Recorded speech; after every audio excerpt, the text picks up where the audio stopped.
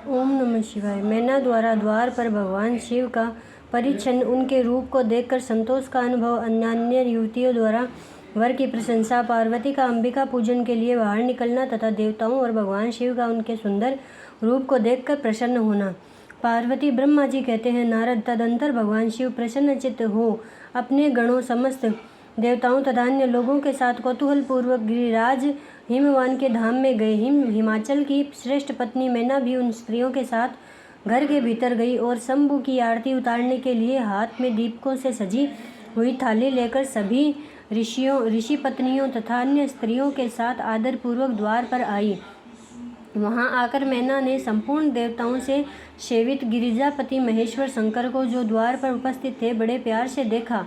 उनकी अंग कांति मनोहर चंपा के समान थी। उनके एक मुख और 3 नेत्र थे। प्रसन्न मुखारविंद पर मंद मुस्कान की छटा छा रही थी। वे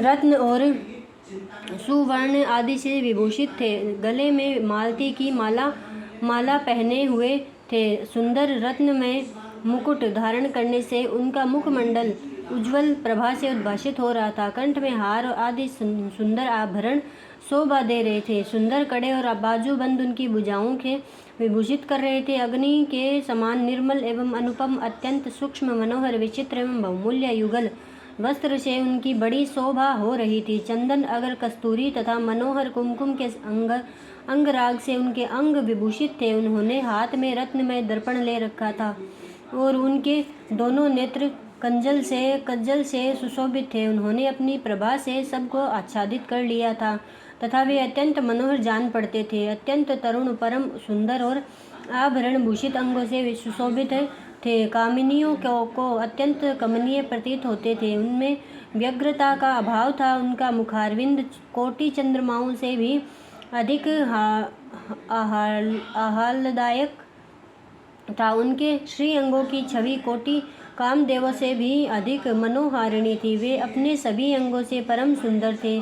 ऐसे सुंदर रूप वाले उत्कृष्ट देवता भगवान शिव को जामाता के रूप में अपने सामने खड़ा देख मैना की सारी शोक चिंता दूर हो गई।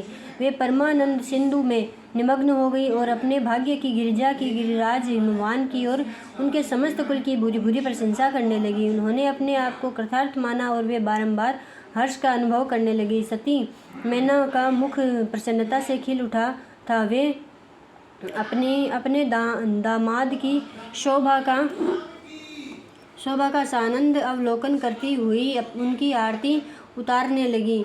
गिरिजा की कही हुई बात को बारंबार याद करके मैना को बड़ा विस्मय हो रहा था। वे हर्षोत्फुल्ल मुखारविंद से युक्त हो मन ही मन यूँ कहने लगी, पार्वती ने मुझसे पहले जैसा बताया था उससे भी अधिक सौंदर्य मैं इन परमेश्वर शिव के अंगों में देख रही हूँ। पर महेश्वर का मनोहर लावण्य इस समय अवर्णनीय है। ऐसा सोचकर आश्चर्यचकित हुई मैना अपने घर के भीतर आई। वहां आई हुई युवतियों ने भी वर के मनोहर रूप की भूरी भूरी प्रशंसा की। वे बोली, गिरिराज नंदिनी शिवा धन्य है। कुछ कन्याएं कहने लगी, दुर्गा तो साक्षात भगवती है। कुछ दूसरी कन्याएं महारानी मैना से बोली, हमने तो कभी ऐसा वर नहीं देखा है और न कभी ध्यान में ही ऐसा वर अवलोकन किया है। उन्हें पाकर गिरिजा धन्य हो गई। भगवान शंकर का वह रूप देखकर समस्त देवता हर्ष से खिल उठे। श्रेष्ठ गंधर्व उनका यश गाने लगे और अप्सराएं नृत्य करने लगी,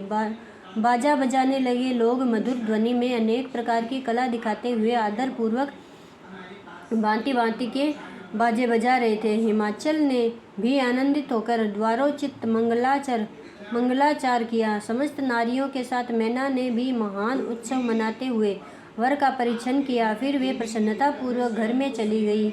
इसके बाद भगवान शिव अपने गणों और देवताओं के साथ अपने को दिए गए स्थान जनवासे में चले गए। इसी बीच में गिरिराज के अंतःपुर की स्त्रियां दुर्गा को साथ ले कुल देवी की पूजा के लिए बाहर निकली। वहां देवताओं ने, जिनकी पलकें कभी नहीं गिरती थी, प्रसन्नता पूर्वक पार्वती को देखा। उनकी अंग कांति नील अंजन के समान थी। वे अपने मनोहर अंगों से ही विभूषित थी। उनका कटाक्ष केवल भगवान त्रिलोचन पर ही आदरपूर्वक पड़ता था। दूसरे किसी पुरुष की ओर उनके नेत्र नहीं जाते थे। उसका प्रसन्न मुख मंद मुस्कान से सुशोभित था। वे कटाक्षपूर्ण दृष्टि से देखती थी और बड़ी मनोहारिणी जान पड़ती थी। उनके केसों की चोटी बड़ी ही सुंदर थी। कपोलों पर बनी हुई मनोहर पत्रभंगी उनकी शोभा बढ़ाती थी। ललाट में कस्तूरी की बेंदी के साथ ही सिंदूर की बिंदी शोभा दे रही थी। वक्ष स्थल पर श्रेष्ठ रत्नों के सारभूत हार से दिव्य दीप्ति छिटक रही थी। रत्नों के बने हुए केयूर वलय कंकण से उनकी भुजाएं अलंकृत थीं। उत्तम रत्नमय कुंडलों से उनके मनोहर कपोल जगमगा रहे थे। उनकी दंत पंक्ति मणियों तथा रत्नों की प्रभा को छीने लेती थी और मुख की शोभा बढ़ाती थी। मधु से पूरित अधर और ओष्ठबिंब फल के समान थे। वो दोनों पैरों में रत्नों की आभा से युक्त महावर शोभा देता था। उन्होंने अपने एक हाथ में रत्न जटित दर्पण ले रखा था और उनका दूसरा हाथ क्रीड़ा कमल से सुशोभित था। उनके अंगों में चंदन अगर कस्तूरी और कुमकुम का अंग राग लगा हुआ था। पैरों में पायजेब बज रहे थे और वे अपने लाल लाल तलुओं के कारण बड़ी शोभा पा रही थी।